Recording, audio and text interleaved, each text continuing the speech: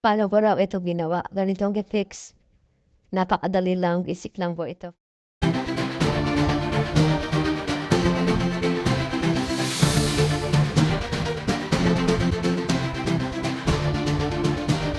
Yari, naglalakad ka. Tapos pagdating mo sa dulo, magtitingala ka. Tapos screenshot po yan natin mamaya. Punta ka na sa CapCut. Dating mo sa CapCut, add project. Ang project po na natin. Diin na natin yung ginawa nating video. Ngayon, screenshot natin yung pagtigil niya. Yung tumingin siya sa taas. Pagtingin sa taas, screenshot natin. Palakiin mo natin para malinaw. Screenshot, automatic, nasa gallery na po siya. Kung nasa gallery na siya, crop natin. Na-crop po na natin yan. Save. Save na po. Tapos, pupunta na tayo dun sa Google po. Nasa Google.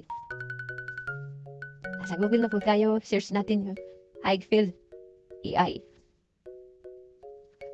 Highfield AI. Yan. Yung sa unahan po, kung may logong dilaw, yan po yung click natin. Nasa AI dashboard na tayo. Hanapin na natin yung Earth Zoom. Yan po. Tapos, click. Click po natin. Generate po natin yung screenshot natin na pinag-crop. Tapos, start frame. Dating sa start frame, click. Din. Click natin yung screenshot natin. Tapos, upload. Upload. Generate 5. CapCut. Add na natin yung natin kanina. BI. Mag-delete muna na tayo. Delete muna natin yung CapCut. Delete ng CapCut.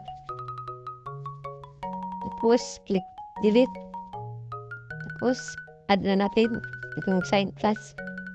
Hanapin na natin BI. Tapos, makikita natin magkaibang kulay. Ayan, nalagyan natin ng filter. Yung sa unahan, hanapin natin yung filter. Filter. Ilak ka na. Yan, filter. Piliin na natin yung Flores. Kung parehas na yung kulay, which na, click na natin yung AI. Tapos, duplicate natin. Natin yung duplicate. Duplicate. I-reverse natin. Reverse. Like reverse. Tapos, reverse. Natin 100%.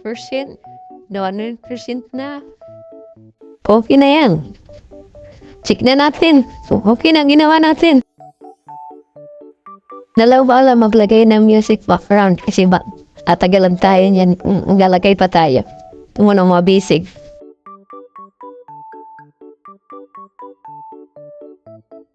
Natin yung aspect ratio tapos 9:16 para pang reels. Punta na tayo din sa taas. Checking sa taas. Tapos naka 180 dapat. Tapos yung arrow. Export na natin yan. At ito na po ang result.